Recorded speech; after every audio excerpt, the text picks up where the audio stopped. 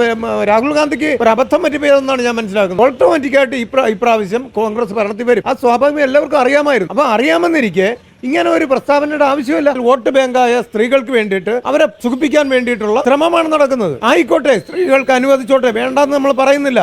കാര്യം നമ്മുടെ വീട്ടിലും എല്ലാ വീടുകളിലും സ്ത്രീകളുണ്ട്.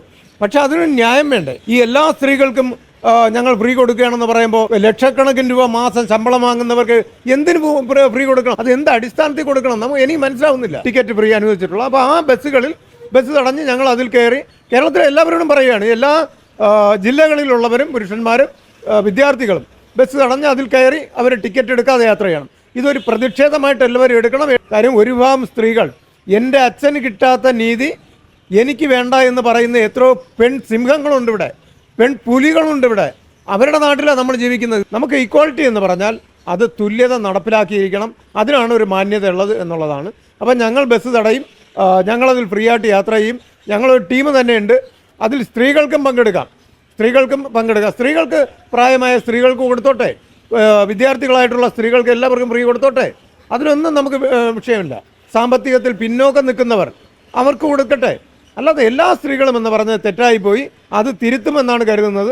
പുരുഷന്മാർക്കും നമ്മൾ ഈ ആൺകുട്ടികൾ വിദ്യാർത്ഥികളായിട്ടുള്ള എല്ലാ ആൺകുട്ടികൾ അവരെ ആക്രി കൊടുത്തൊന്നും വാങ്ങിയതല്ലല്ലോ, ഒരു അമ്മ പ്രസവിച്ചതല്ലേ. പുരുഷന്മാരെ അമ്മ പ്രസവിച്ചതാണല്ലോ. അപ്പോൾ അവർക്ക് ഫ്രീ ടിക്കറ്റ് കൊടുക്കണം. 60 വയസ്സ് കഴിഞ്ഞിട്ടുള്ളവർക്ക് കൃത്യമായിട്ട് ഫ്രീ വേണം. ബസ്സിൽ പുരുഷന്മാർക്ക് സീറ്റ് സംവരണം കൃത്യമായിട്ട് നടപ്പിലാക്കിയിരിക്കണം എന്നുള്ളതാണ്. അനുവദിച്ചോട്ടെ, സീറ്റ് സ്ത്രീകൾക്കുണ്ടെങ്കിൽ അതോടൊപ്പം എന്തുകൊണ്ട് പുരുഷന്മാർക്ക് അനുവദിച്ചുകൂടാ? ഞങ്ങളും വോട്ടല്ലേ കൊടുക്കുന്നേ. ഞങ്ങളുടെ വോട്ടും കൂടി കൊണ്ടിട്ടാണല്ലോ ഈ രാഷ്ട്രീയ പാർട്ടിക്കാർ അധികാരത്തിൽ കയറുന്നത്. ബഹുമാനപ്പെട്ട VD സതീശൻ സാർ, അദ്ദേഹം തീർച്ചയായിട്ടും അത് ചെയ്യുമെന്നാണ് ഞാൻ കരുതുന്നത്. കാര്യം എന്ത് കാര്യവും കേട്ടിട്ട് നല്ലപടി ഒരു നടപടി ഉണ്ടാക്കുകയും നല്ല മറുപടി നമുക്ക് റിപ്ലൈ തരുന്ന ഒരു വ്യക്തിയാണ്. അങ്ങനെ വരുമ്പോൾ അദ്ദേഹം ഒരുപക്ഷെ നിവേദനം കൊടുക്കുമ്പോൾ തന്നെ അത് മുഖ്യമന്ത്രിയെ കണ്ട് നിവേദനം കൊടുത്ത് കാര്യങ്ങൾ വ്യക്തമായിട്ട് ഞങ്ങൾ പറയും. അദ്ദേഹം അത് സ്വീകരിക്കുമെന്ന് കരുതണം. അല്ലെങ്കിൽ ഞങ്ങളുടെ സമരമാർഗത്തിലോട്ട് പോകും. ഇപ്പം ഞങ്ങൾ ചെയ്യാൻ പോകുന്നത് തിരുവനന്തപുരം സെക്രട്ടേറിയറ്റിൻ്റെ ഫ്രണ്ടിൽ 15-ാം തീയതി ബസ് തടഞ്ഞ്, സിറ്റി സർവീസ് ബസ് തടഞ്ഞ് ആ ബസ്സിൽ ഞങ്ങൾ യാത്ര ചെയ്യും. പുരുഷന്മാർ ടിക്കറ്റ് ഇല്ലാതെ യാത്ര ചെയ്യും. അത് മാത്രവുമല്ല, കേരളത്തിലെ എല്ലാ പുരുഷന്മാരോടും എല്ലാ വിദ്യാർത്ഥികളോടും എനിക്ക് പറയാനുള്ളത്, നിങ്ങൾ ടിക്കറ്റ് ഇല്ലാതെ യാത്ര ചെയ്യണം. ടിക്കറ്റ് എടുക്കരുത്. 15-ാം തീയതി അന്നേ ദിവസം ടിക്കറ്റ് എടുക്കരുത്. വിദ്യാർത്ഥികളെന്ന് പറഞ്ഞാൽ നിങ്ങൾ വിദ്യാർത്ഥിയാണോ? പ്രായം ഒരു പ്രശ്നമേ അല്ല. എല്ലാ വിദ്യാർത്ഥികളും 15-ാം തീയതി ടിക്കറ്റ് 15-ാം തീയതി എന്നല്ല, 15-ാം തീയതി മുതൽ വിദ്യാർത്ഥികൾ എല്ലാവരും ടിക്കറ്റ് എടുക്കാതെ യാത്ര ചെയ്യണം.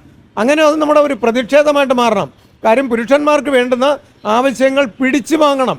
കാര്യം ഒരിക്കലും ഒരു സർക്കാരോ ഒരു രാഷ്ട്രീയക്കാരോ അറിഞ്ഞ് നമുക്ക് വേണ്ടി ചെയ്യില്ല.